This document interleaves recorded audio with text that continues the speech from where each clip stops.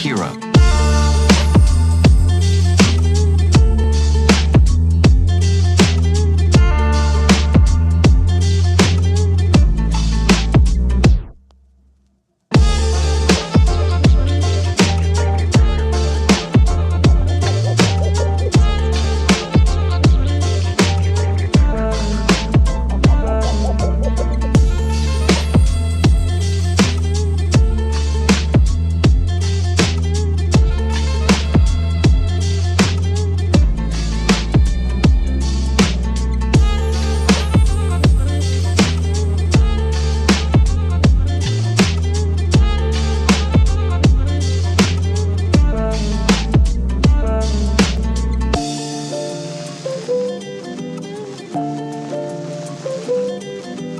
Have you any hobbies?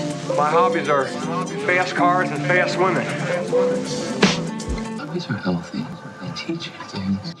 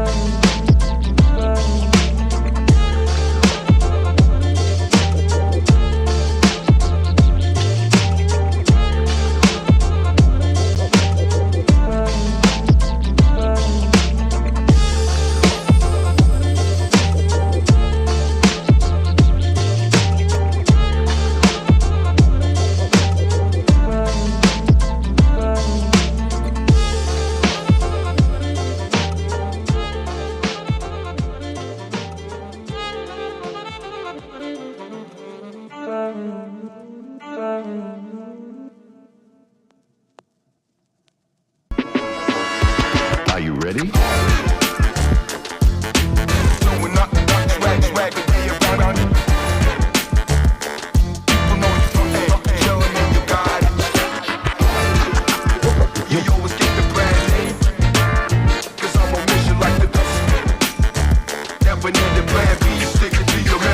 Are you ready?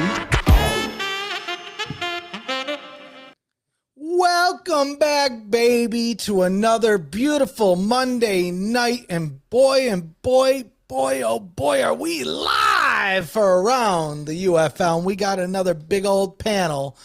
And we got another big old guest. I mean, last time how are we going to top this one? We got the King of Spring, Luis Perez. But this time, correct me if I'm wrong, guys, is this our first time second guest? Or first time reoccurring guest? I think so. Yeah. I think he's also our record holder with 69 points. So we're going to have to see if Jace can break that record today. But before we get into the news, here's the thing. Here's what I want you guys to do. I always do this at the end. I'm going to do it at the beginning. Like the video. It's free. It feels so good. And you know what feels better than liking the video? Sharing. Sharing is caring. Let the world know we got Jace Sternberger in the house. Giddy up. That's what the kids are saying nowadays. And while you're at it, make sure you subscribe, click the bell. It builds morale. It also lets you let you know when we go live, just like now at Around the UFL. But before we get into the topics, let's go around the panel. Man, it must be cold outside. Jake, how are you doing today? Trying to stay warm. Yeah, like you said, it's cold. Michigan, it's teens, so no grilling tonight. Couldn't grill. Well, Couldn't justify it. Well, we got a lot to talk about. I'm glad to have you here for your thoughts. Zachy boys, a new change of pace, somewhere different. I already heard about the Fiat, but how's the Airbnb?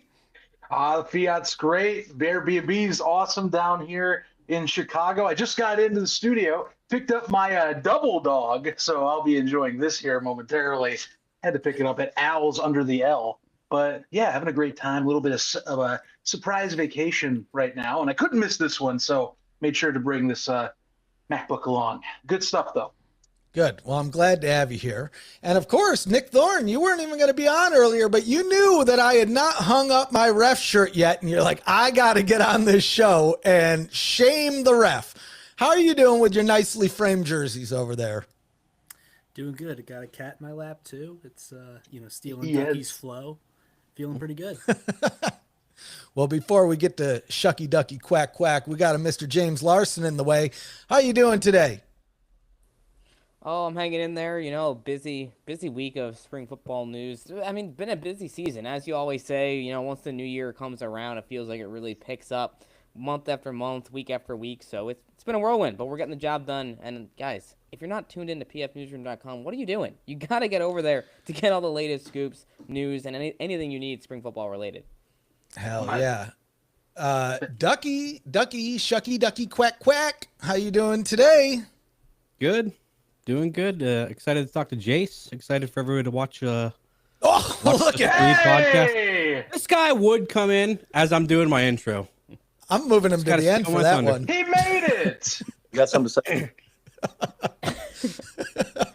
The hair is herring, Luke. Goodness gracious. Yeah. I mean, the return of the king. How you doing? I'm not shaving my head till Birmingham loses, but we just keep winning. So week 1, you're shaving your head. Nah, I wouldn't put any money on that if I was you. I'm glad that you made it. This is the show to be on, especially for this week, State of the Stallions. How are you doing? Where have you been? Tell him. We see online you've been too good for us. And, you need to have a talk with Stevie T for me. You need to tell him I love Birmingham. So everyone give me a problem about saying Hattie B's. I don't know if it was you. Who I was with in Birmingham. Everyone in Birmingham said Hattie B's. Zach, you were there. Did they not say Hattie B's is the place to be in Birmingham? Well, just a reminder, he's welcome on anytime. This isn't us not having you on, by the way. James told me I wasn't allowed. That's hilarious. Right. Yep. Is Is that the narrative I you're don't going to know. spin now, Luke? Do what? Is that the narrative that you're going to spin now, Luke? Yeah. Well, no. I'm just telling the people what they need to know. He's been riding that one since last year. So James I is got still the screenshots. James is still salty that the Stallions won, even though he's a closet Stallions fan.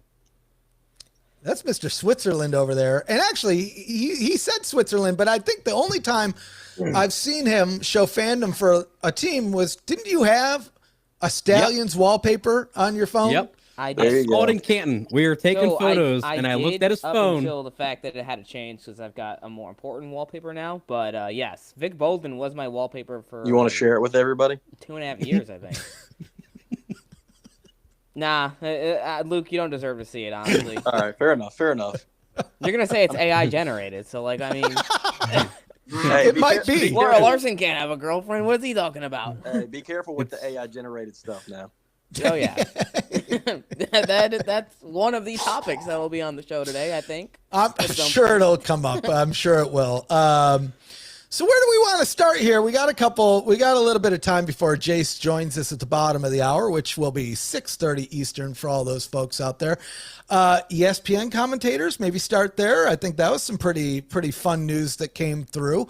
I think there was some good conversation around Tease joining and some of the other names. Who wants to start? Who wants to just start the discussion? Good, bad, ugly, in between? What do you got? I can open up on that one. I'm really happy with some of the changes ESPN made there because you're bringing a guy like Joe Tessitore is his full name, and that's a guy that's been around for a long time. He's called a lot of big college games. He's a big name. So having him calling UFL games, I think, will be not just great for the brand, but gives more credibility to the league and gives more credibility to the fact that ESPN is really trying to put their best foot forward for this product moving forward. Also bringing in Mark Jones. I watch a lot of NBA, and that's a guy, he's been doing NBA games from ESPN for a long time, also calls college games. Those are some big names. I was disappointed to see a couple of the sideline reporters get dropped. I mean, honestly, I thought Stormy Bonatomi and Caleb Burton were pretty solid last year.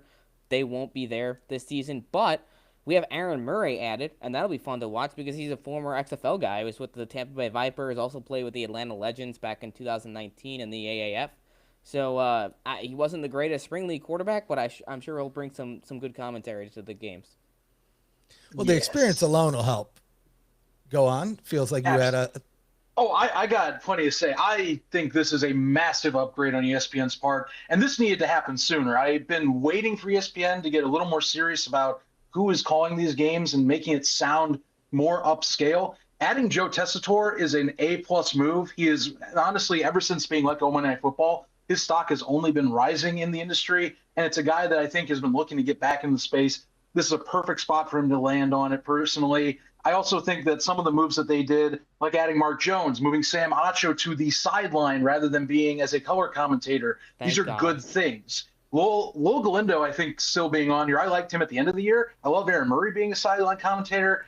And my honest opinion, I'm a little on the opposite side with Stormy. I get the point with the gambling conversation, but I'll be honest, it got too ham-fisted. And unless there's more added to the conversation, these moves are to make it more like a football broadcast is how I view it. I want to listen to guys that are knowledgeable and talking about the game. I think we need to start moving ahead and forward away from this is a spring football thing. This is just a school conversation. Let's talk about football more often than not, especially after week one. Week one, we get those formalities out of the way. I understand, but like a lot of these guys are stars in these teams. I want to start hearing these broadcasters treat this like it is the top level and not trying to always introduce all the damn time people like it's something brand new. Most often than not, we have this base and we're going to slowly grow. I just want it to have that level built up. I think this year they did a great job addressing that. Joe Tessitore alone, I can't say enough how great that is that the A team is going to have him calling these games. Zach, I agree with you on a couple of your points there, and I also disagree just a little bit, specifically on the fact that Tom Luganbill should not be on the sidelines. I am shocked that they moved him to the sidelines. I really am a big fan of his commentary, and he's someone the one issue that I see with a couple of these changes, potentially, and it depends on how well some of these new commentators do with like their actual research, but someone like Luganbill, he knows his stuff in spring ball. He's been covering it for a long time. He's been in the scene for a hot minute. So, like, I always thought that his commentary was phenomenal on the ESPN broadcast. He was, like, very refreshing because he actually knew the players' backgrounds. He actually would talk about, like, oh, yeah, this guy, he played for this spring team a couple years ago. I'm worried that some of these new faces are just going to be like, college, especially because we saw that so much on ESPN last year. They'd be like, oh, yeah, this guy, the former Oklahoma State star, when he's been out of college for 5 years. Like, let's talk about him, his time with the New Orleans Breakers, or his time with the Vegas Vipers, or his time with actual pro teams, rather than focusing on their college stuff from 5 or 6 years ago. I want to see more of that. I thought Tom did a really good job of that. So, I mean, he will be on the sidelines, so that's a plus. But I'm hoping that these new commentators that they brought in will actually try to do their due diligence on researching these players and not just being like, oh, okay, they play for this college, that's that. In any case, that's something like I see the middle ground. Here's the thing that I get. I'm more into it with the broadcasting stuff just because I work in the scene and I don't know, I get a little more pointed with it. You know, I understand you are trying, when you reach out to new audiences, you want to talk that, but I also am not fully into just hammering the news side when we have so many that are in a niche side of it that want to just talk about the football. So, you know, it's delicate. I do wonder how Jordan Rodgers will do, honestly, just because, you know, that does present a little bit of what you're talking about. And honestly, coming from SEC Network, you're almost opening that gate to just straight into the college conversation. But this also comes down to how they talk behind the scenes with the production teams at ESPN.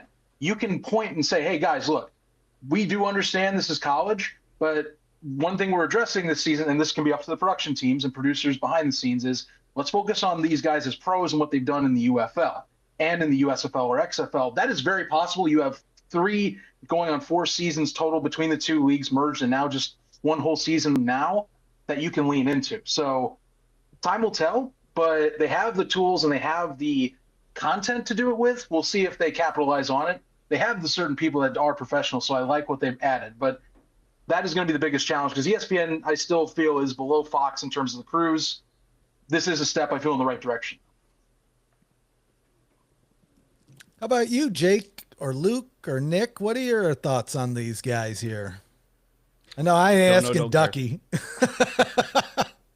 I think my opinion was, on the whole, I think it was a positive move. I do think, as kind of James and Zach alluded to, there's some aspects I think that you could kind of nitpick. But I think if you kind of zoom out big picture, it is a step in the right direction. I think it is an investment in the league. I think, like James said, I was a little surprised to see Luganbill move to the sidelines. But the fact that you have guys that were previously in the booth and are being sort of kicked out to the sideline is an indication that ESPN at least feels like they're bringing in bigger name people to cover these games. And so I think that's a positive.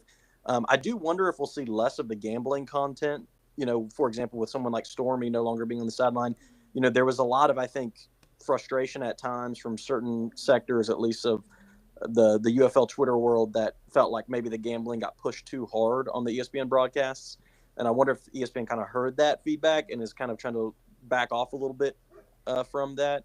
But, remains to be seen. I do think it is kind of an odd look, honestly, to have a, sports league owned by, in part, Danny Garcia, one of the only, if not the only, woman league owners in North America, and you don't have a single female involved in covering the league on ESPN.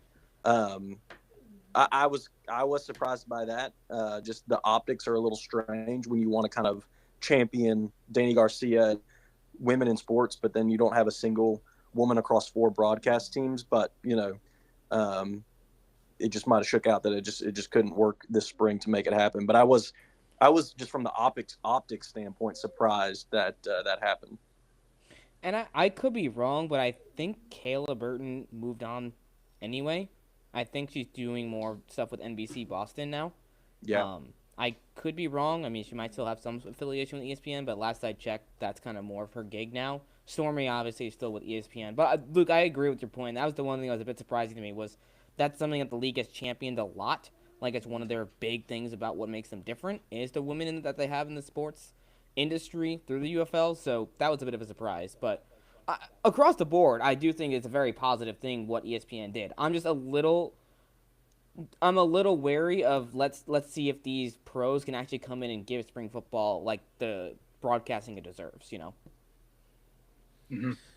Well, we're going to find out soon because we're less than 40 days until things kick off, which is kind of crazy to think about. We're less than 2 months from when the UFL returns for a season 2, really like a 4th year of the USFL, which is kind of crazy to think about, which leads us to Spring Stock 4, Spring Stock 4, Spring Stock 4. Everybody's Spring Stock has to be Spring Stock 4 because it takes place in one of the best cities, if not the best city in America, and that's Houston, Texas, home of the Swinger. And we want you to join us. It's going to be live. It's going to be a good time. We're going to be having some fun over at TDECU Stadium Friday night, March 28th. We're going to have more details probably in the next week. Zachy boy, we need to record for a podcast because then maybe we'll drop some more details there on Spring Stock 4, Bing Bong, your favorite event of your whole entire life. This is where you want to be. And if you're anywhere else, you're missing out. And if you can't make it in person, join us online. Because that's what all the cool kids are going to be doing. And you'll probably see a good mixture of these faces or whoever else wants to join. Because we'll take anyone at this point. You want to be on Spring Stock? We gotcha.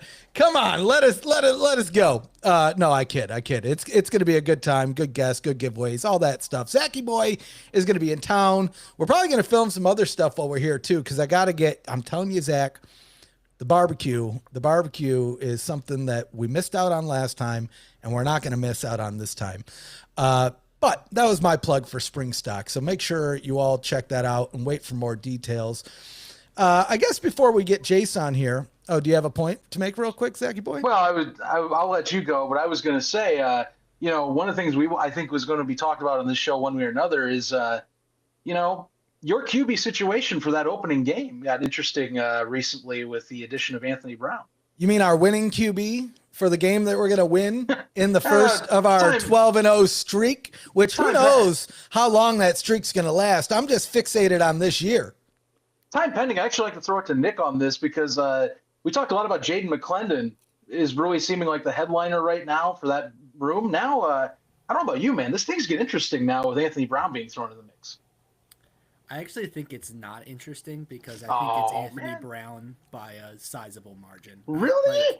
I think there's a scenario where they go with Nolan Henderson because he looked good last year because he's a baller. Because okay, well he's gonna come in as the one because he was here last year, but for me, out of what I've seen from these three quarterbacks, ironically enough, three Baltimore quarterbacks, all had times with the Ravens, but I think Anthony Brown's has the chance to be one of the better quarterbacks in the UFL period, and was kind of a move that I saw. I think James tweeted first thing in the morning that tweet or after I went to sleep, and I woke up, checked my phone, and didn't. It was actually pretty late at night, I think. Yeah, it was I know I woke up and looked at it and was like, oh, that's not real. Houston wouldn't make a move like that. That's not. They sure did. They did. It's such a fascinating move. Like you said, Thorne, it's with all the kind of random signings they've had, all of a sudden it brings someone of Brown's caliber. It's where did that come from? Yeah, I think, if people want to see what Anthony Brown has, it was a game 2 years ago in the preseason. He played against, I think it was Carolina for the Ravens, and he balled. And when you see quarterbacks like this, I think Kyle Sloter is the king of this, where it's hey, dude who balls out in the preseason translates well to this level of play because you're playing the similar level of talent, that kind of fourth string fourth string defenders, whatever. So that always piques my interest when a guy balls out in the preseason, and he looked good. He even played in an actual game. Now it's because we had all of our quarterbacks get hurt in one game, but he has that experience. I think it's a home run hit, and it's the only thing that and to be fair, Houston's made a few pretty good moves in the last couple weeks. They've they signed, I think, is Shaquille Brown, who I like, defensive lineman. They've had a few pieces. Avery Young, he's a center. They've done a few moves I've liked. But Anthony Brown's a home run, and it's hey, if he can be the higher end of that, and I think he could legitimately be MVP candidate. Now it's gonna be tough with some of the surrounding pieces. I don't think it's quite there, but if you get that out of him, that's your window for Houston being competitive in the USFL division this year. I'll tell you, this just feels to me like we finally got a replacement for PJ Walker. This just feels to me like the appropriate person to come in and continue his legacy. And if I may remind you, because I was just watching some of the old 2020 XFL, did you guys know the Roughnecks went undefeated, 5-0? Boy, man, you guys are in a world of hurt. Now, I will say the only ones... Rex still living in his glory days. Ancient history, my friend.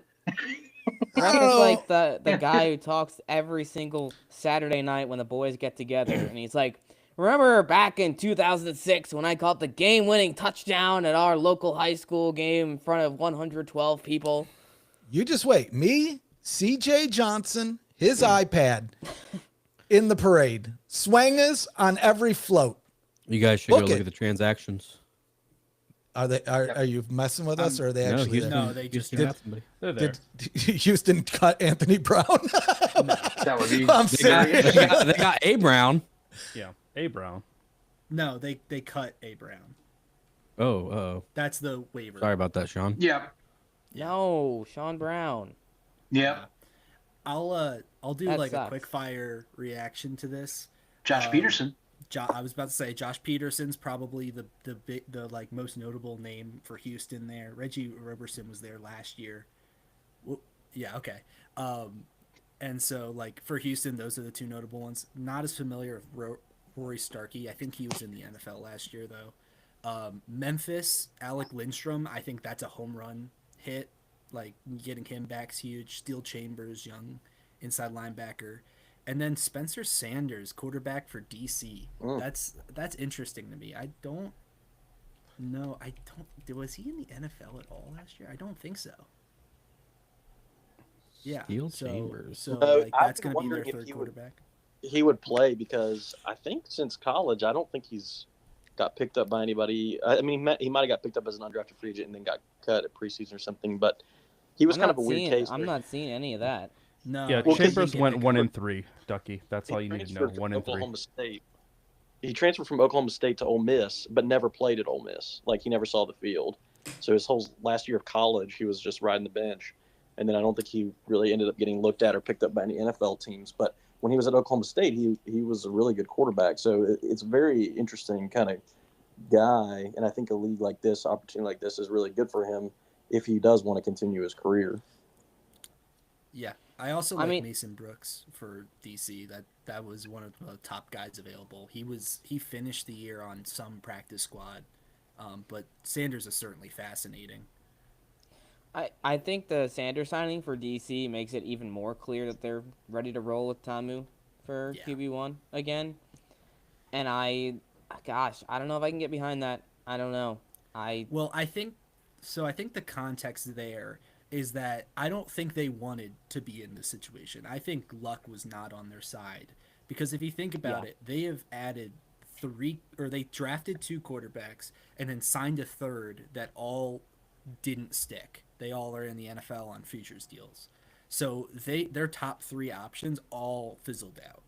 And so I was very interested to see what they're going to do at quarterback, just because I was like, well, you're on plan D at this point. Like, what are you going to do? And that made it very clear to me that, like, okay, they're going to have another year of Te'amu no matter what, because, like, there's just no way you can, plan for, okay, our top 3 guys we like, none of them are available, even though they all looked like they might be.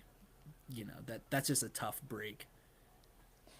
And it's one of those things where it feels like, because like it took so long for Tamu to re-sign, it almost feels like they were kind of holding out in hopes that they would bring in some other names that they just weren't able to get.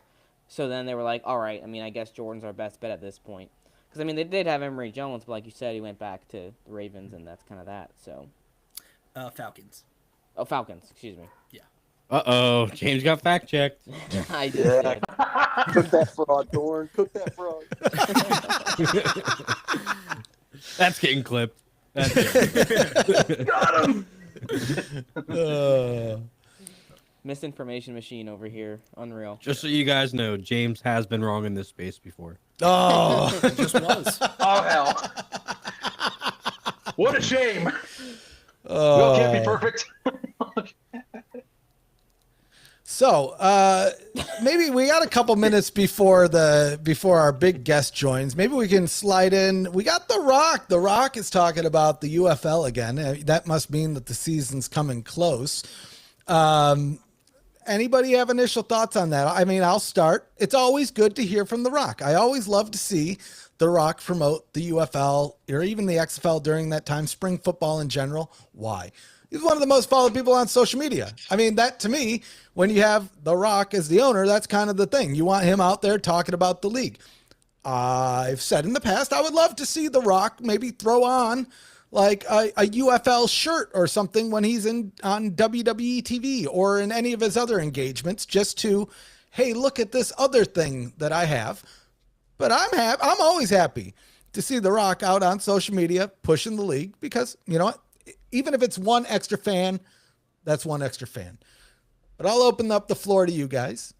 Anybody have initial thoughts on Mr. The Rock talking about the UFL? Too little, too late. Yeah. I agree. It don't mean shit.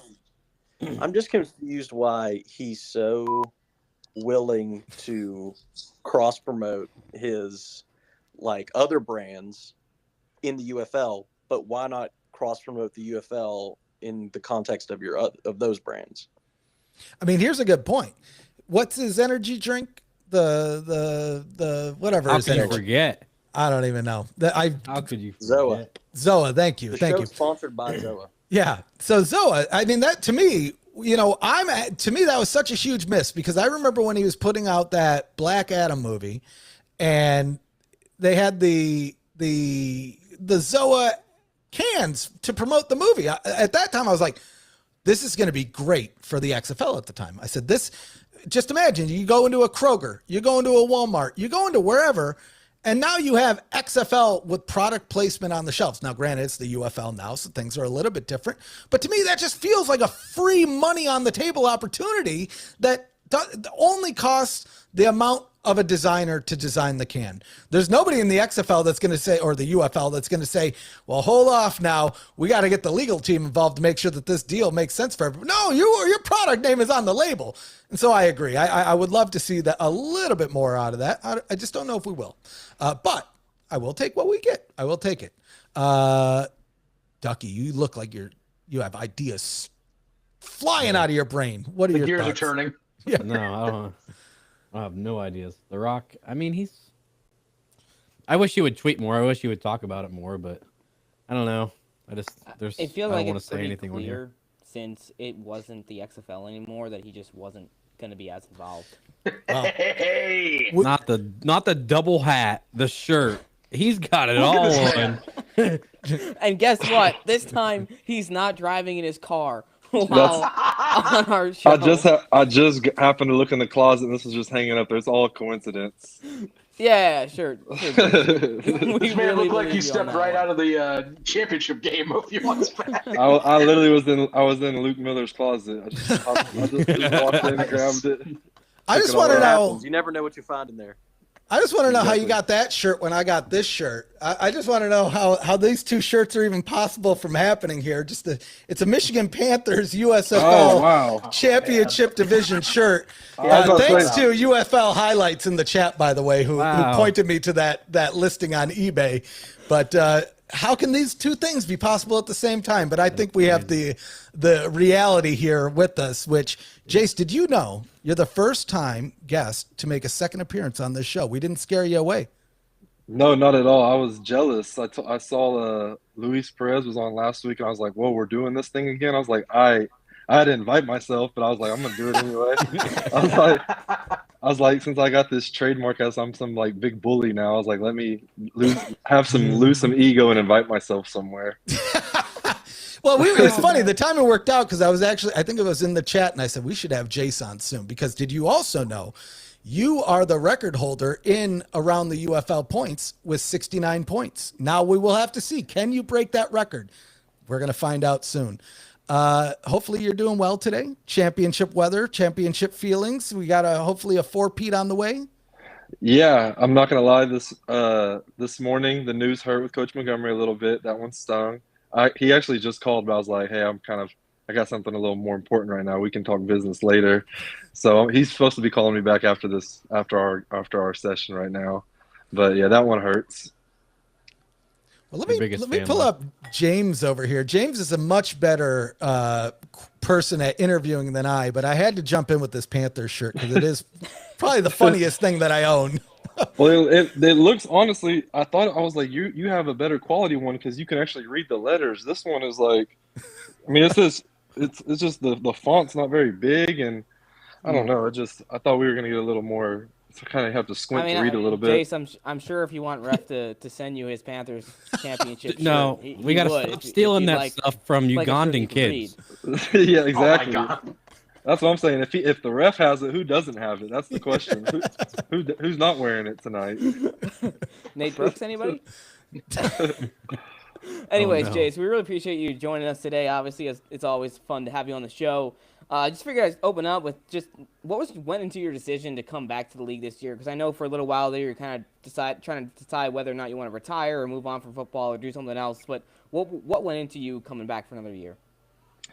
I think me just being dramatic per usual. I was just like, I'm done with this. I had a couple of camp offers, but I had to make some personal decisions on if I thought it was the best fit or not, or if I was just strictly going to be a camp body. And I don't think I was necessarily the healthiest at the time either, so it just really didn't work out. And then as time went on, the more and as we approached the season more closer and closer, and it's like I just kind of had a reality check. It's like I'm acting like I'm a 36-year-old and I can't run anymore. I can't get in and out of routes. And I was like, kind of until I quit producing and, putting my team in good position to be successful, then it's like I'll let the, air go out of the ball. But until then, I'm going to keep giving it a whirl. And yeah, I'm excited to see what lies ahead.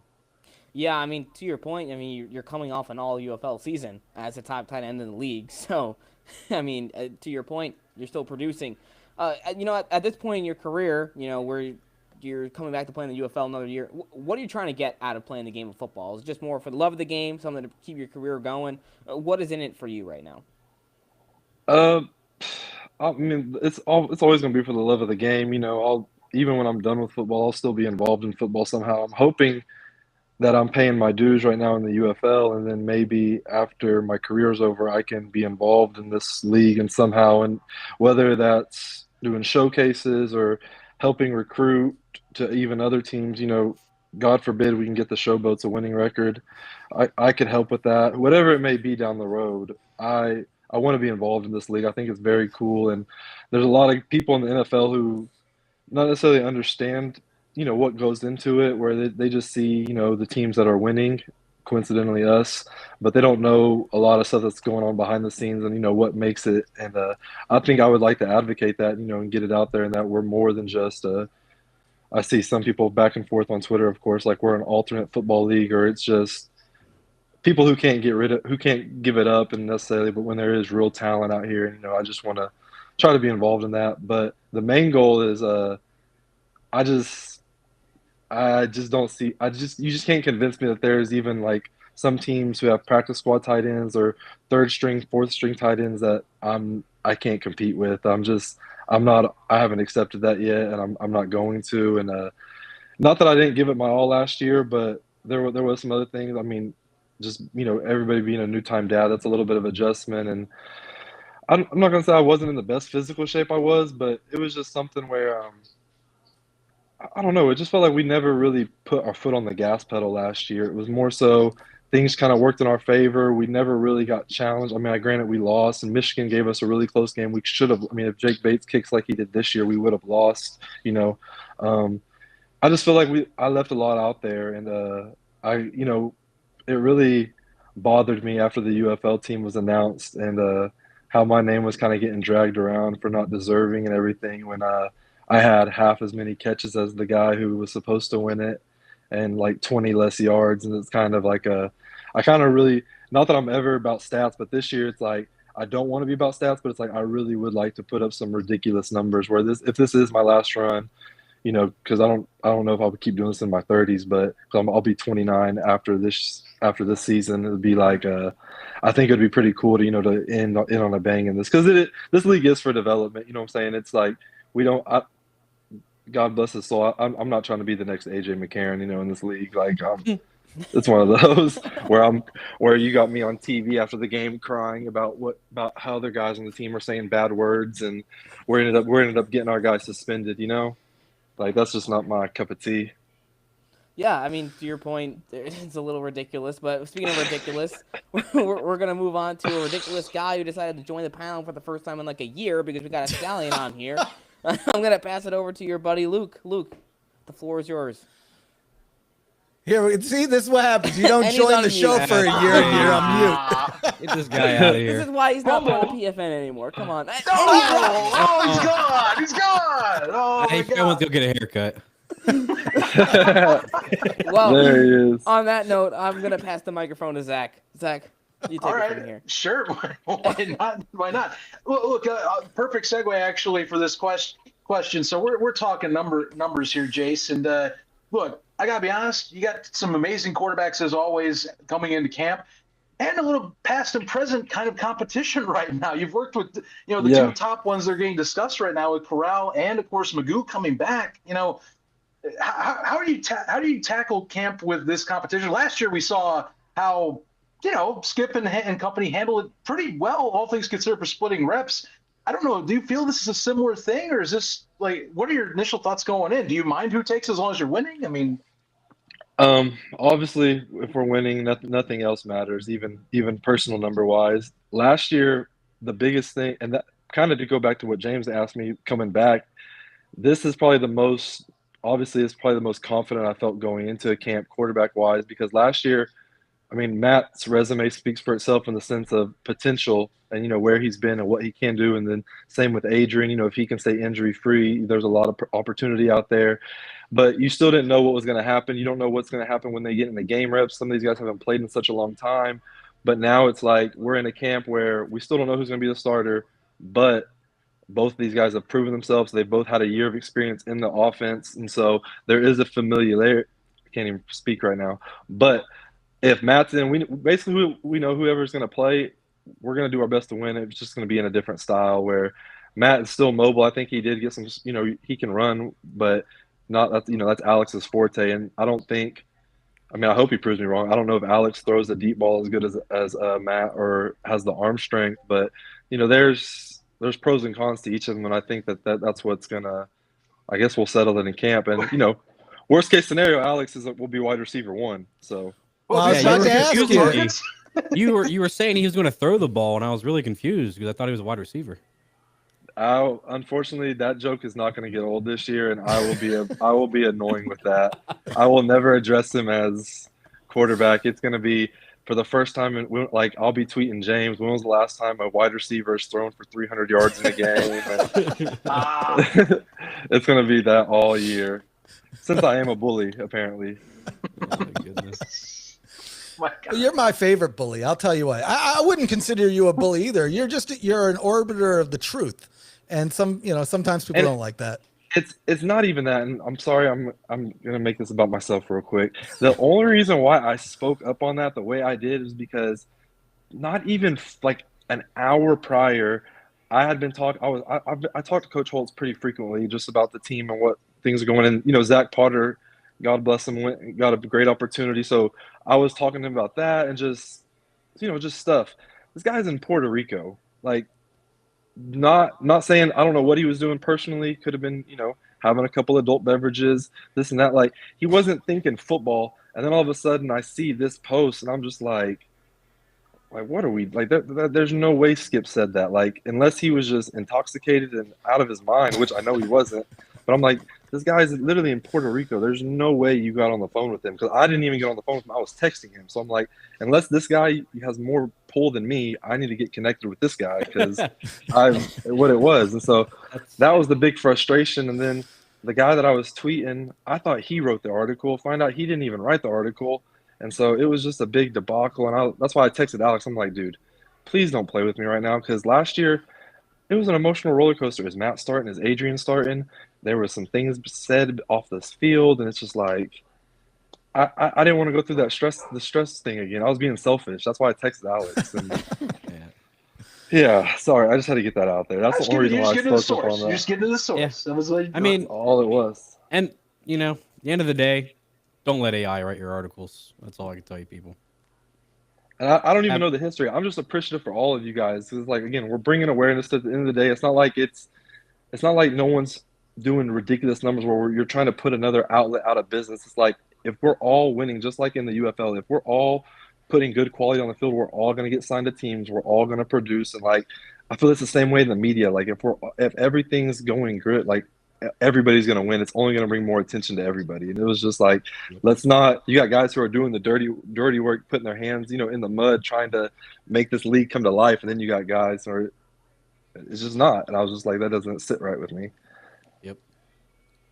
Well, a man of the people, I'll tell you. And I wouldn't take that bully thing as a bad thing, because people think I'm a bully. I know people think Ducky's a bully. James is too nice to be a bully. He's Switzerland. He's a look at him. He's a nice young boy. Nobody's going to think he's mean. I can't be a bully. I'm 5'5", dude. Well, online, it's all different, man. They see that duck logo and they're like, whoa. This guy's I treaded lightly. Well, I'm typically told not to give you guys bulletin board material for Memphis, so I can't. Oh man, talk my trash. Are you? Whenever you heard about Jaron becoming the DC, were you sweating a little bit? Were you worried? I wouldn't say I was sweating, but it was a feeling. I was just like, shit. Like, all right, like this is actually going to be not that it was never a real game, but it's like I just immediately thought of the Pittsburgh. I'm like, all right, this is going to be, he's a great coach. He knows what he's doing. Like, there's no doubt about it. Thank God we have Tizino. So I'm like, that obviously that lightened the blow a little bit. That made it a little better. But like I said, he's going to bring in. They're going to be flying around, and it'll definitely be the best Memphis team we played. And like I said, not giving any spoilers out, but although we did, had the unfortunate news with Coach Montgomery, there has been a certain player who I don't think people knew was going to be an NFL, a UFL prospect. He had reached out to me and was like, "Hey, tell me about this league. What are you thinking about it?" And I'm like, "It's a great blah blah blah." He might have told me who he's thinking about signing with, and I was like, Made a couple calls. I have nothing to do with the signing. I don't know what happened after that, but I'm hoping there's some news coming out either tonight on the what's it called, the waiver wire, or tomorrow that he chose Birmingham, and I will be very excited. He's a former teammate of mine. in at Texas A&M.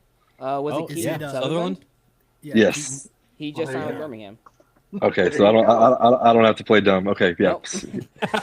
Yes. We can officially talk. It was made officially official. UFL PR got it out, so we can talk about it. Awesome. Yeah. That was and like I said, obviously there was no tampering or anything like that. It was just he genuinely called and asked me about it. I was like, hey, what's this league about? This and that. And I was just like, dude, if you haven't heard about Birmingham, you should definitely look into us. It's fun. We have a good team. Coach Holtz is awesome. And then yeah, I'm just glad it worked out. So I'm very excited we got him today. I mean, at this point, Jace, I mean, once you're done hanging up, you can just become the new GM of the team, right? I mean, why not?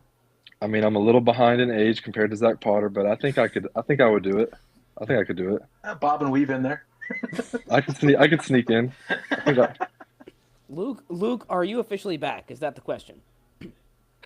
Man, I don't know. I think you asked that question, James, and then you like pulled the plug on my account or something like that. Well, you Luke, set since me we've up got for you, failure. I'll let you try to take the stage, so hopefully you have at least more than 4 seconds this time. We'll see. Yeah, I don't know what's been asked, so I'm afraid I might ask a question that's already been discussed. But if you do, I'll just pull the plug Jason, again. I've just been rambling, enough, so don't even worry. I've been rambling on my own, so don't worry. Okay, fair enough. You mentioned earlier, the Coach Montgomery news. That's pretty fresh. I was wondering if you could talk a little about what it was like having him around the team last year. Former college head coach, obviously brought a lot of experience, and what you might like to see in the next person who ever steps in to fill his role. Personally, it hurt just because I did grow so close with him and getting to know his family, and he coaching in Tulsa for as long as he did. His kids, went to high school in Tulsa and that in Oklahoma, and so it's like we had a lot of familiarity and just a great dude overall. And it was one of those things where Coach Holtz, he runs the offense, he calls the plays and does everything, but just having another set of eyes, and not that Coach Holtz doesn't listen to everybody, but Coach Montgomery definitely had a loud voice in the locker room with the offensive players. Just having another way to get through to players, or see different things in the concept. Not that Coach Holtz hasn't ran certain plays before, but for example, the play that I scored on it wasn't the playoff Michigan game. I just ran like a quick little jab step flat route, and like we dumped it. Like Coach Montgomery had he kept boosting that up to try to get that in, like those type of plays. There were just certain things schematically that Coach Montgomery was really advocating for. Not that Coach Holtz never called that, but he was definitely a good voice in the offensive room, and Coach Holtz definitely valued his opinion. Coming into it this year, I didn't know he was going to bring Coach Montgomery last year. So, I mean, obviously Coach Holtz knows more people in the coaching world than probably a lot of people can put together. So, I just trust him, and I feel like I'm at an age now where first of all, I know no one's going to be tougher than Jimbo Fisher and Tim Brewster, my college coaches. Like, love those guys to death. They're psychopaths. Love them to death, though. So it's like it's not going to get much worse. And they were great coaches, but I mean much worse. It's not like I'm going to be getting military drill sergeant in my ear, making me debate if I even want to play football again. So it's not more like that. I'm obviously we're going to welcome whoever it is with open arms, and just hopefully he's got a good sense of humor and is not a energy vampire. There you go. Oh, that show's great. Luke, is that it? That's all you've got?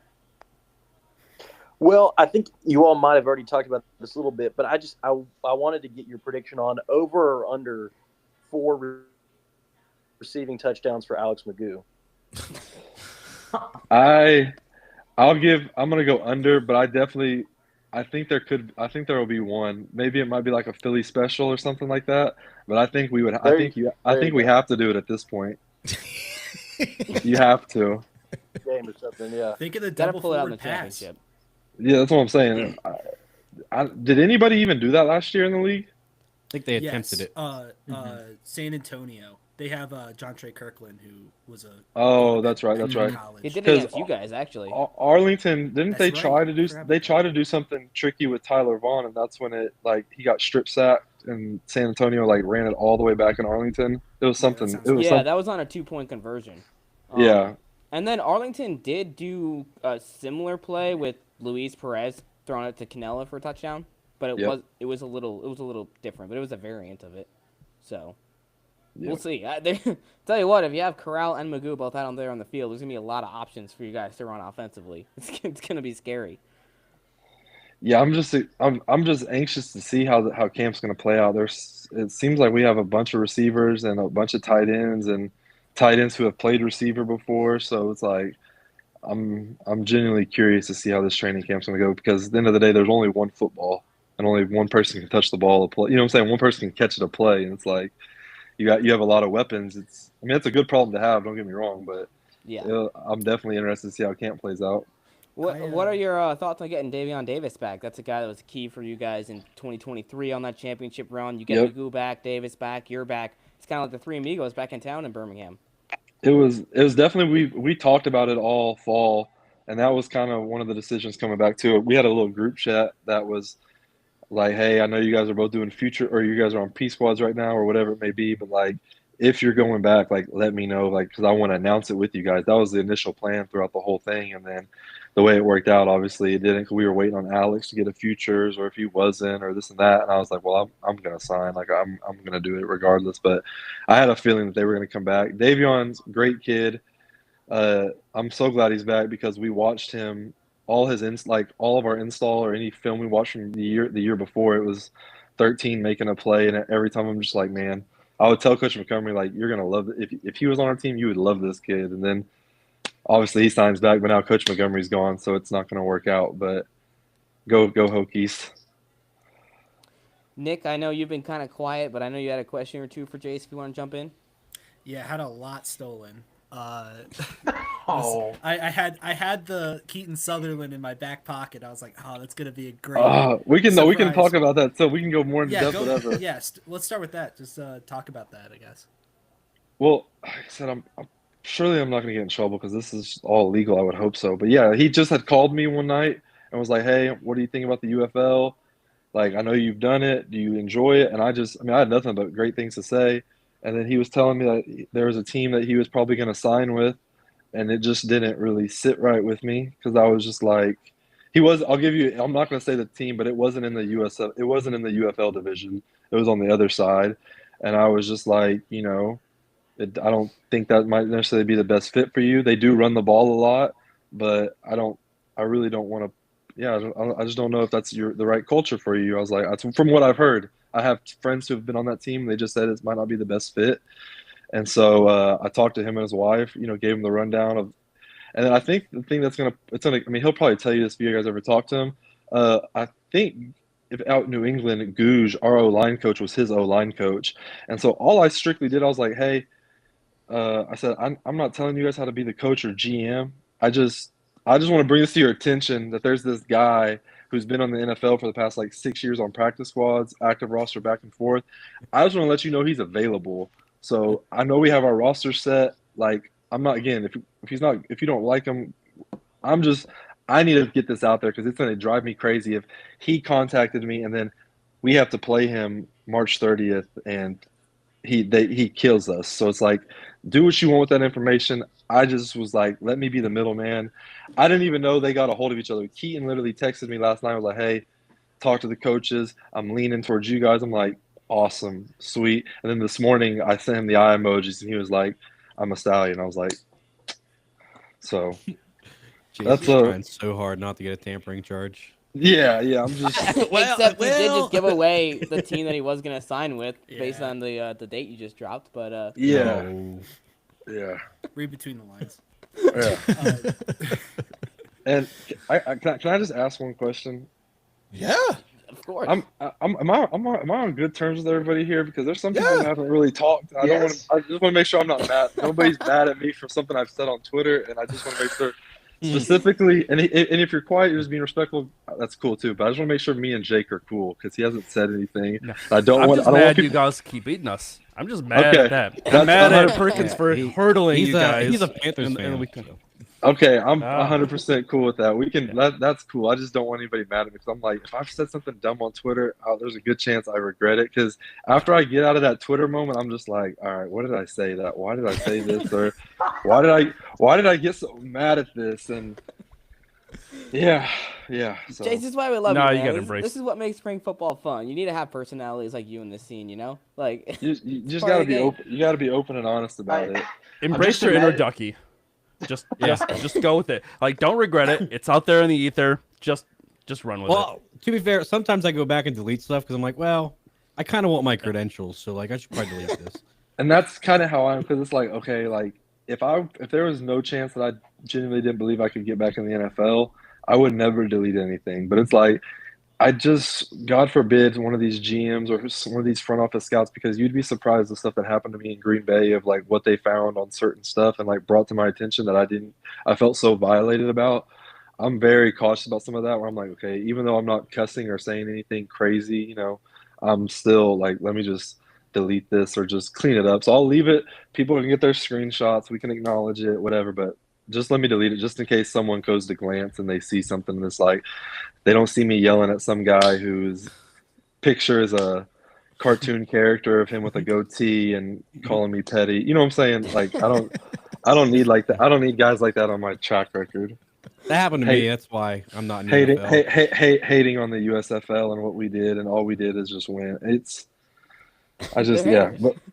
But yeah. I was told the other day that your guys' three-peat was not a legitimate three-peat, by the way, because the merger created a new league. Just wanted to throw that out there too. Well, yeah, that's what everybody says. It's like I don't understand how they. That's the other thing. I'm such a petty person. I am petty. I am petty. Don't get it wrong. I am petty. I remember everything. It's like that's bulletin board. I've been like that since I was a kid. Like even if someone says something innocent that I take it as trash talk, and that's bulletin board for me. Like I just need that to psych myself up. But yeah, there's certain people on Twitter where I'm just like they naturally don't like us. And it's not even us. It's like even if someone else won, like I don't take away Arlington winning the XFL. Like I mean, I don't say 3P. I wasn't on the first team anyway. Like granted, I'm wearing the hats and stuff, being silly, but like I claim what I was here for. You know, like I can't control it. But it's like, okay, they're mad about us posting a graphic of us 3P, and it's like, okay, put the asterisk and say 2-time USFL, 1-time UFL, 4-1 against XFL opponents. Like whatever we need to do to be technical, we can get as technical as we can get, and we can put week 9 San Antonio XFL champs. Like we can do whatever we need to do. That's what we can do. Because like at the end of the day, it's gonna get settled. So it's like there's nothing else to discuss. It is what it is. And are we gonna see the Brahmas hang that banner? Week 9, week 9 champions. My thing is this. My thing is this. It's like I'm all for growing engagement. So we need social media teams to be hilarious. I get it. Like that was a good banter, but it's like that was such a random. What month is it? It's February. That's such a weird time to post that. It's like let's get guys like you guys on this panel where you guys are actually fans of the team. You guys have good. You know what I'm saying? Like it would be good material. There's good back and forth. Like it's not. Jace, like we're not posting. We're with you, man. Maybe you could put in a good word with the league for us or something. Get him to get us on Fox or ESPN or something. I feel like we were so close at one point, Jace. I'm not gonna lie, we were so close, and then I don't know, some merger happened and screwed it all up. Because I was just like, I mean, you would think after the football games, I'm talking about football and stuff. It's like, no, we're talking about socials. Like that's what all of us are either joking about, or we're reading this, reading that, or I'm leaking Discord pictures of comments that I got. Like I live for that stuff. Like that's what this is about. Like when State of the Stallions, I won't say his government, when the State of the Stallions sent me the Birmingham's gonna get killed by the Battlehawks. They're this and that. Like first off, let's get you a 4XL jersey. We're not wearing crop tops anymore. We're gonna run all over them, and that's just how stuff works. I don't know. I enjoy this league. I think it's a fun thing. I enjoy football and banter. That's what it's about. Like we need to be. You can keep it appropriate. You can be petty. You can make fun of each other, but like, there's no need. You don't have to get personal. You don't have to get an outlet source banned or their credentials revoked, or you don't need to quit your forum. Like Ducky said, just don't use AI and just be authentic. Jace, I'm with you on that one, but I gotta ask because you bring up the banter and how it's part of you know, just the way you are in the field. Those couple of games with Michigan at the end of the season, there was a little bit of just talk on the field before, during, after the games? I know you were kind of clapping at Michigan multiple times. What was the story behind some of those? I don't want to name names, but it felt like you and Nate Brooks had some beef. Yeah, and that wasn't like authentic beef or anything. It was like I kind of got thrown into it, and so I couldn't step down from it. I just kind of had to run with it. The real issue with Michigan, well, one, Nate Brooks was mad at Zach Potter, but it wasn't Zach Potter. It wasn't Coach Holtz or anything. It was others. Just it didn't work out. But so he was already naturally mad at everybody on us, and we're like, dude, we don't make the calls. So like you talking crazy to like your former teammates just was kind of crazy to me because it's like we obviously loved you and wanted you on the team. Like it worked out that way.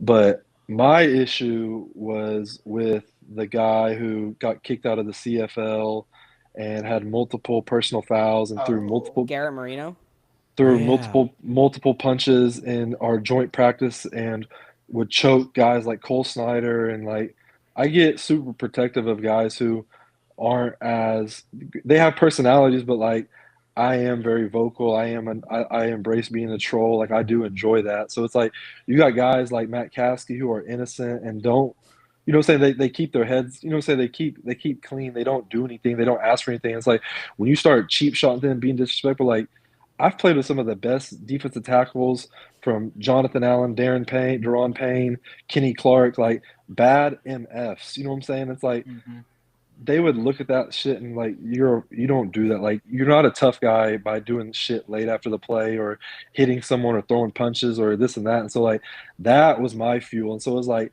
I was keeping it cool, but anytime I would hear one of them start bickering or start saying something, then I would naturally by choice have to stick up because it's like, all right, you got O'Shea Douglas who hasn't said a word for 6 weeks, and now you're disrespecting him and talking crazy to him, and it's like you're on the verge of saying something that you would get canceled for. So it's like that just didn't sit right with me because it's like I'm going to stick up for them and not like, oh, Jace, you're trying to be a hero and pat yourself on the back. Like, granted, I'm glad they're saying it because it's like now you're giving me an excuse, a get out of jail free card, but it's like that is one thing I am going to clean up this year because again, like I do have, based on my history in the NFL of what some might be on my rap sheet, it is immaturity and stuff. And so you won't see me get ejected from a game this year. Let's say that. I won't engage in certain stuff and I'll keep it to a minimal on the talking. And so I'm still going to have my fiery passion and enjoy football, but I am going to, try to be more mature this year in certain aspects of the game. It's all about love and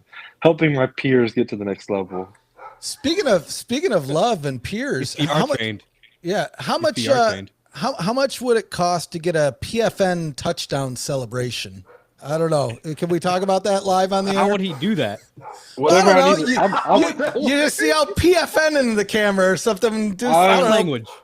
Learn some key. One thing about me, I was about to say one thing about Jace, but I'm actually disgusted by grown men who talk in third person, so I'm not going to do it. You almost had me do it.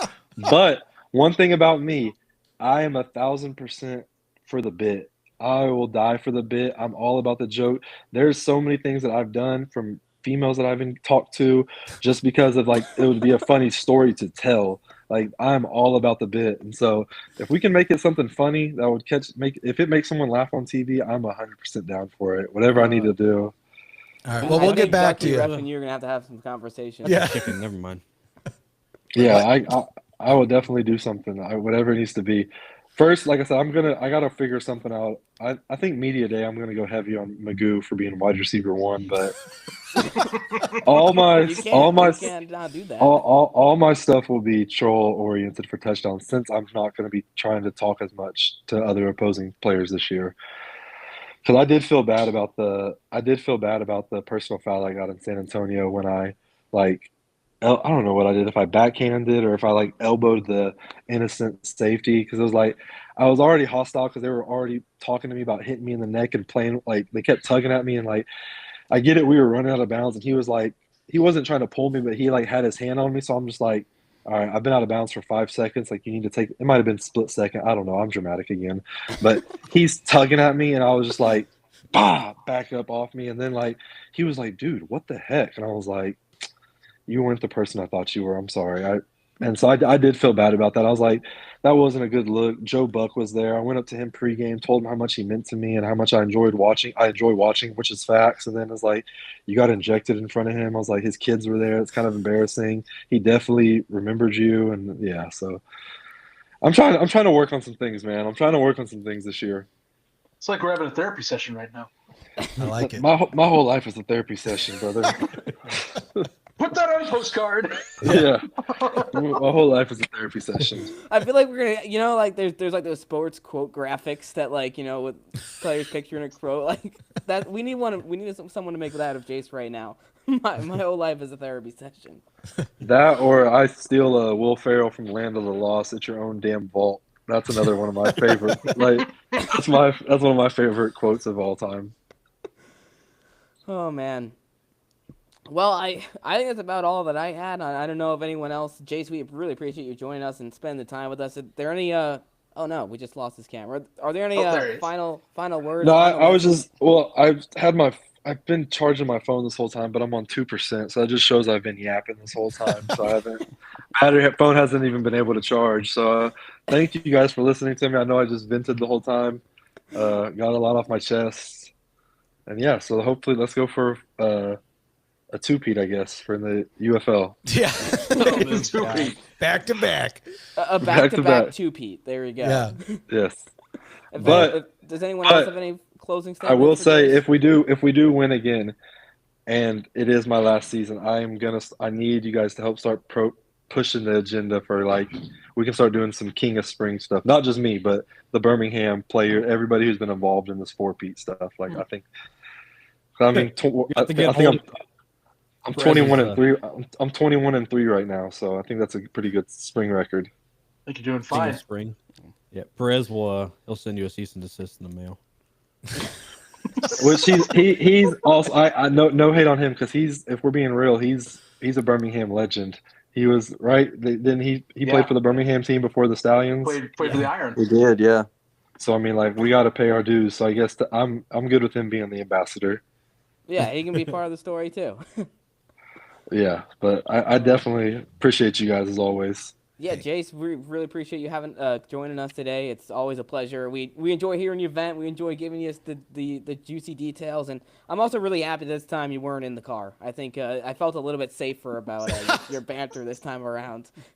Well, I was thinking I was either going to be in a car or smoking a cigarette, so I just went without both this time. And I'm in my room right now, so I was like, I'm quarantined right now, so I don't do anything crazy. The two hats worked.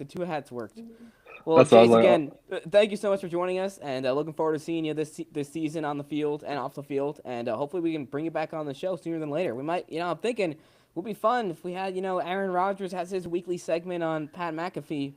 Might have to have the weekly I'm telling you, don't just don't tease me with a good time because I promise I won't talk as much, but I love stuff like this. This is I would do that in a heartbeat, and I would shout you guys out on the field. I'd put you on my wrist tape or something.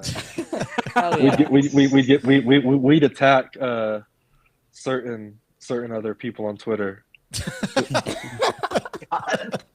That's what we're all about here. So you fit right in. That's perfect. Honestly, Jace, when you retire, you're just going to have to join PFN at that point. I mean... Trust me, the big news that's coming from his end, we'll make it bigger. Our news will be bigger.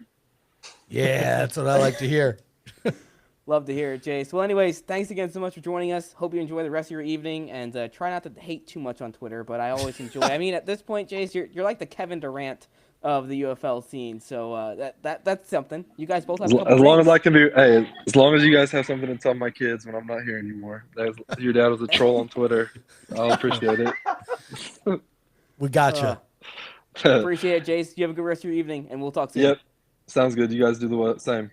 Thank you. Take it easy. Jace Sternberger. Man, we're not to the points yet.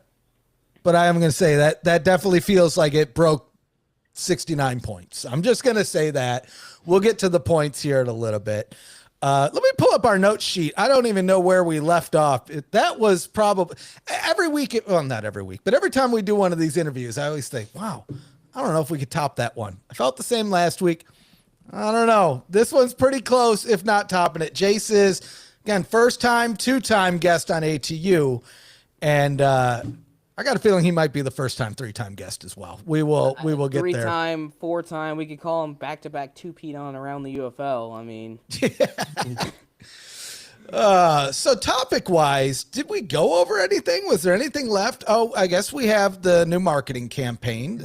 More of what you love. More of what you love. I didn't know the UFL knew what I loved, but they did. They were correct. I do love the UFL. I do love spring football. I'm going to say it because I know everyone's thinking it, especially you, Ducky, because I know you put it in the chat. Why the hell was that not the Super Bowl ad? We'll open up the discussion there. Why was that not the Super Bowl ad? Granted, for all the people that say the UFL is not doing any marketing, they did just have a Super Bowl ad. But why the hell was it not the new one? Right? Like it just doesn't make sense to me because like it feels like the UFL is still searching and trying to figure out what their brand is going to be, what their message is going to be to fans, and there's a message that's like more of what you love. It's something that resonates. It's not nearly as like, wow, this is awesome as the For the Love of Football slogan that the XFL had back in 2020. But like, it's solid. Like, it's a decent marketing campaign. I don't know why. Like, what was the thought process behind having the Super Bowl on Fox, putting a couple of like the kind of more just kind of I They don't were wanna like say slow-mo boring, but, like, tackles. they were boring ads. Like, it was just slow motion, one clip. Like, and then you put together this great new marketing campaign, more of what you love, and why was that not the ad? I don't know why that couldn't have been played twice. And to launch that slogan after the Super Bowl, that's something you want to launch during the Super Bowl. Like, even if Because it's the not that entire ad point- specifically. The entire point is supposed to be more of what you love for the football fan. Why wouldn't you put that when you've got your name in front of 55 million people or however many? Well, wait, wasn't it like 125 million people that watched the Super Bowl or something crazy? Yeah, it was the most watched Super Bowl. Yep. Unfortunately, I mean, nobody wanted to watch those teams, but anyways. Yeah, it is what it is. I do hope, and I will string off this thought real quick, actually, and I don't want to stray too far from it, but I do think Fox should lean into Tubi. I would love to see Fox streaming the UFL games on Tubi. Now, I already know because people put it in the comments. Yes, I know that Fox puts the games on Tubi after they air, but to me, they're going to kill the rest of the streaming market if they put out that content for free, right? And again, it's over the air. It's free if you have an antenna. Why is it not free to stream? I think there's a huge opportunity on the table. And the fact that they did with the Super Bowl, it's not a sign that they'll do it for this because I think everybody streams the Super Bowl for no cost. But I think there's a huge opportunity there. And we already saw it with the Super Bowl. Not only did they break the record for TV, but they broke the streaming record for the Super Bowl as well with Tubi. Why? It was free, easy to get to. You don't even need an account on Tubi. Like that, you could just click the button and it's on. The availability factor is through the roof. So again, if anybody from the UFL is listening, please get on the line with Fox and say, hey, this could actually go a long way, not only for the UFL, but again, Tubi as a platform. Tubi's a pretty big platform. I don't want to like say, oh, it's like a third, second sister. Tubi's actually legit. But now that they're not doing the venue thing, lean into Tubi. Lean into Tubi. And again, if you can do it for free, I've always said if it's free, it's me. And this is just another opportunity for us to get these games in front of more people. And that's at the end of the day, is that not what we want to do? Right? So anyway, that's a little bit of a side from the marketing campaign, but we're talking about the Super Bowl. We're talking about Fox. We're talking about Tubi. I figured it was worth kind of wedging in there. Any other thoughts on the ad campaign? I did like the ad. I thought the ad was actually really well done. Yeah. Hopefully they put that on as a commercial somewhere along the lines on something big. Mm-hmm. You know, it's funny. I'll put it up on the screen here. Christopher mentions they did a few ads on the Daytona 500, which I saw. And unfortunately, again, though, I don't know if it's a spring football thing, but for the last few years that we've had the Daytona 500, we get the ads and then the race is rained out. And so all of those ads that would have potentially been hitting all these people, there's a good amount of drop off once that rain starts of people that aren't coming back to that race. And it's just a damn shame because I think we got 11 laps in before it ended up coming on later. I think it came on later in the night. I don't know. I stopped tuning in. I didn't come back to the race. So I am the use case scenario in that. Any other thoughts on the ad though from anyone? I mean, this is a little bit more of a rabbit trail, and I'm hoping to maybe have a piece out on this sometime this week or next week on just some of the not so happy news about the league, but like when it comes to like the way the league has marketed itself this offseason, like we were supposed to see a lot more. Like we were supposed to see a lot more grassroots work where the league would be getting into these cities and marketing and advertising and having local events. And we've seen some things here and there, but a lot of it is more so just like a mascot showing up to a random event rather than like actually having the get-togethers. Like, Ref, you've talked about this all the time. Like, Houston had some legit get-togethers back in the XFL in 2020 and even a couple when the XFL came back in 2023, but it's been so much less. And it's things like that, like at the local level, that's going to get people excited in these cities and in these actual markets for the league. And we've seen nothing of it. Jake, I mean, what have we seen in Michigan? Like, literally nothing. Well, I mean, they've had Pablo out and stuff like that, but I mean, that's what I'm saying. Other like, than mascots, like, what have we seen? Like, there's been no nothing, fan engagement at all. No, of course not. And like you've seen the XFL side with DC and St. Louis, they're doing stuff and they got deals going on, but no, they're not touching anything of the sort with the USFL side, and it just makes no sense to me. But you know me, I'll complain about the marketing and how horrible how trash it's been since 2022, whether we're talking XFL and or USFL and UFL. It's just a bit more of the same, and it's really kind of irritating at this point. Like, because I think with the draft, they saw the uptick in the Michigan sales when they had, Pablo, and they had the tent, with the draft being in Detroit.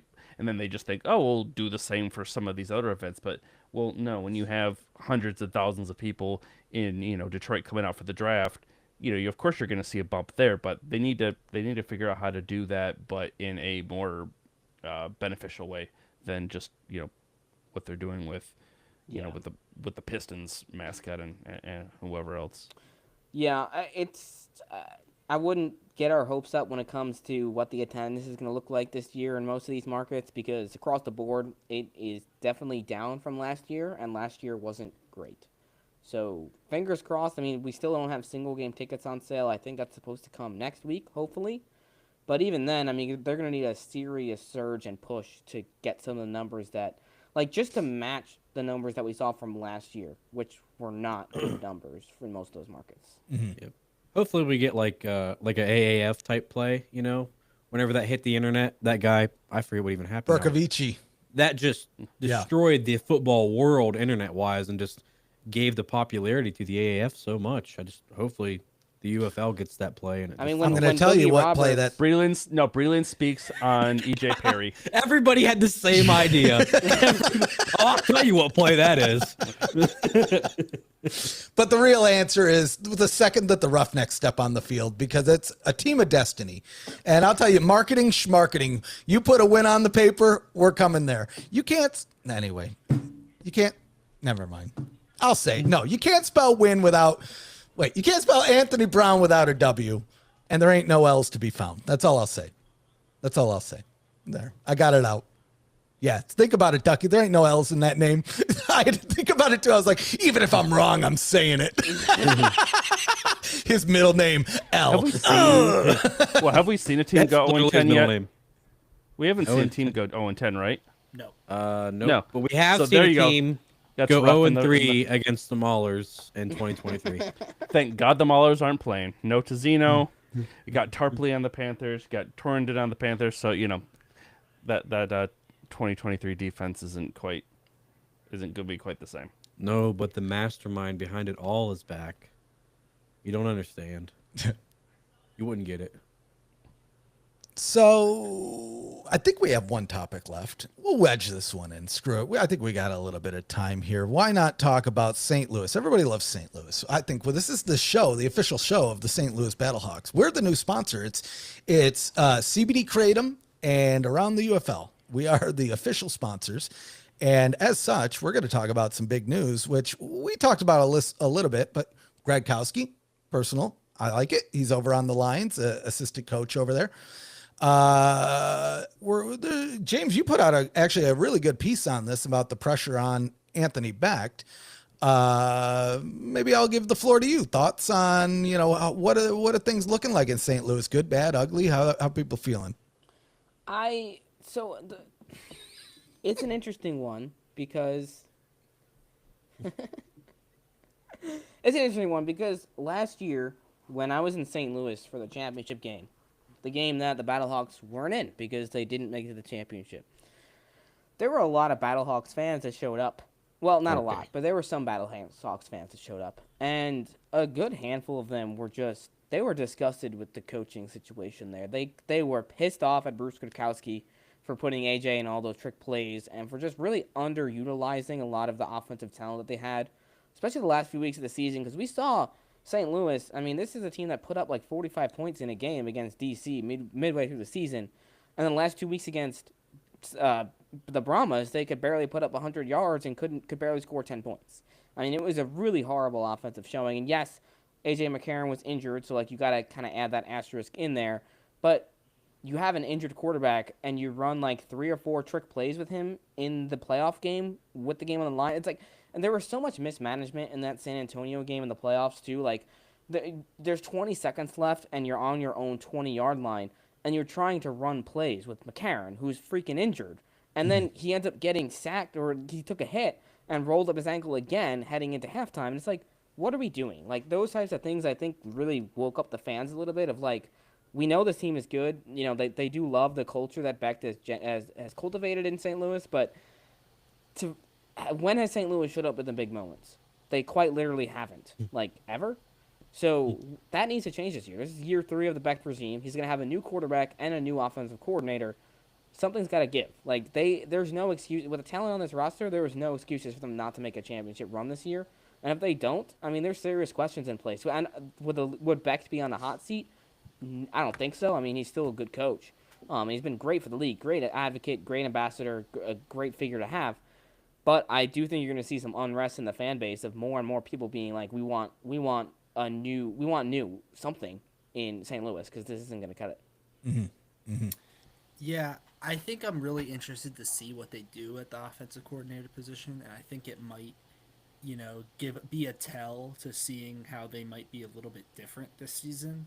With the change at quarterback, I think there needs to be a philosophy change, because their idea before this was that we're going to be a very NFL pro style offense, and we're going to put a lot on AJ McCarron, right? Because he's this veteran quarterback. He's making checks. I think he was calling protections. I think he was doing everything. And you can't do that with the quarterback room you have right now. You have to, I think, simplify things, potentially go to more of like a college style offense. Because right now, I look at it, I'm like, okay, they have a center who's only been playing center for 3 years. So I don't if he can, help supplement that, great for protection reasons. But I am worried about okay, is Duggan going to be able to take this mental load going into, plays and being able to call the right checks and do everything? I think they need to simplify it, whether it's Beck, trying to call plays or whatever it is. I think they need to dumb it down. I think it worked with that veteran presence, but it's just, I think there's going to be if they try that with younger quarterbacks, you're just going to see more free rusher, throwing it into triple coverage, just a lot of mistakes that weren't there with McCarron.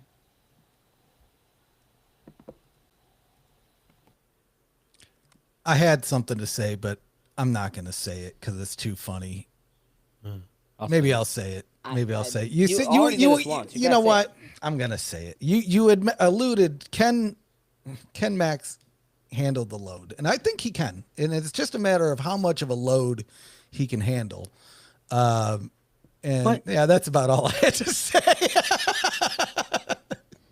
See, it's not as funny when it was 20 minutes after the fact, but I sat there. If you rewind the video, you'll see my face smirk. You what's going on? Wait, pause. Hold on. Hey-o, were you hacked now? What is happening? I think that about covers it for the night. Are we at points now? Okay. Premium content right here. Premium. I'm the host, so I'm going to dole out some points here. Let's see. So, just kind of a quick rundown. James, you're in the lead with 45 points on this season. I must have been the host more pretty frequent because I'm second place at 32. Oh, wait. Oh, no. Yeah, second place at 33. Thorn, you're third at 32. Ducky, you're coming in at 26. Zach at 23. Jake, you don't seem to have any points on this, but I don't think you've been on a show. Yeah, I know. What is it? It's 13 degrees outside, so he gets 13 points. So no, I was going to say it should be a point for every minute I've been quiet this episode. That's a lot of points. We're going to get there. So, you know what? I'm just going to give myself 5 points. Nothing crazy, nothing too big, nothing too small. So do that here. James, you know what? You handled the interview. You got the interview. You locked it down. You brought it in. I think that's easily worth, I don't know, we'll say 7 points here. Ducky, I mean, this was a show made for Ducky, a Ducky and Jace collab episode. This is for all the people that give you shit for not talking a lot on the show. This was this was a good outing for Ducky. I think this one's worth at least 10 points. I'm going to go a big tenner on that one. Earlier, Jace bleeped himself out by saying MFers, and then he said shit right after. It was the funniest. I could not. I tried so hard not to laugh. And he had said shit beforehand, too. To be fair, I don't think we've dropped an F-bomb yet.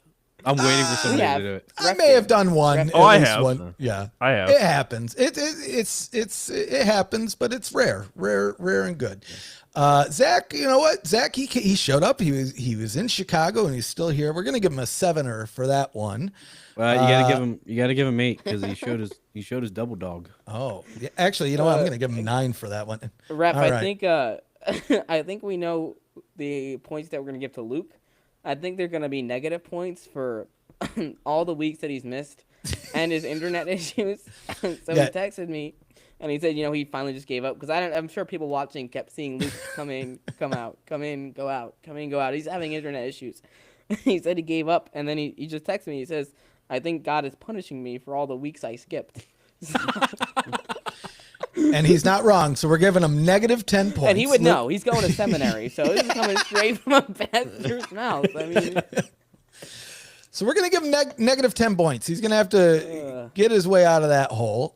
Jake, though, for showing up and not grilling, I mean, that's at least worth 8 points, if you ask me. That took a lot of restraint. Like, I wanted to fire up that grill, clear off the snow and get it fired up, but I didn't. If you did, we would have needed at least a picture just to post on social media because I assume there's snow out there right now. Oh, several inches here, yeah. Now, Jace, this is the one. Jace, is he going to break that 69 points? I said it earlier. It feels like it's more than 69 points. Now, again, just like the load question, how much more points? And I don't know, Ducky, it feels like you might be the only other person to confirm this one to me. But does this feel like a 420? Does this feel like a full 420 points? I feel like it's a little bit higher than that. I feel like it's 420.69. Oh, you know what? I think, all right, 420.69. This is our first professional score on the show, too, getting into the points. And so this is a message for all the players. Come on around the UFL. You know the bar, 400.69 points. Can you break it? We have a whole season plus 39 days to find out on Around the UFL. But I think that's it, folks. I think we're at the end of the show. I got one thing. Sign you up. Yep. It's about the Discord. It's about the Discord. All right. We have a Discord. PFN has a Discord. It's free. It doesn't cost anything. You just got to make an account, and you can join it. Now, people complain about it, but the Discord isn't for everybody. It's the way we handle the Discord is it's kind of like Sunday night and you're hanging out with all your bros, watching a game of football. You're a little bit drunk. You're eating some food. You're having a good time with everybody. You're going to have some banter. You're going to say some dumb shit. It's just a good time. Some stuff's going to be said you don't like. Some stuff's going to be said you're going to laugh at. It's not for everybody, though.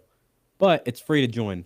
And it's my favorite place to be. And it's really cool, too, because once you join, you can go in there. You can actually set your own roles. Like, you don't have to wait for anybody. You can go in. There's a whole channel where you can go and set your role. You go and talk to everybody instantly. Like, there's no, waiting period. We have it down pretty good. And like you said, mentioned, Ducky, you're right. The Discord isn't for everybody, but I think that's just Discord in general. Discord is Discord. And so for those people that maybe not want to hang out in the Discord, but still want to hang out with the community, good news is we just launched Pro Football Community. So if you head over to profootballcommunity.com, you'll land at our brand new forum, which again, I'm not even a huge fan of forums, but there was a couple people that asked and said, I really wish somebody put out a forum since the other one died. I said, you know what? I'll be that guy. We'll launch you a forum. But what I would probably suggest more than the forum is the Facebook group. So if you're not into like Discord and it's a little wild, check out the Discord group, check out the forum. I mean, the message of the story is we have a lot of ways to engage with you, and we want to. I mean, we're really trying to build up the league, and we want to meet the community, and that's why we do things like Spring Stock and Summer Stock and the Motor City Meetup. But Ducky, that was, you know what? I'm giving you some more points. Hold on. Where's that sheet here? Hold on. We're adding at least 3 more points to that bad boy. All right. There we go. So I think that's it, folks. I think that's about it. So we're going to end with the usual stuff. Go and follow us on social media at Around the UFL.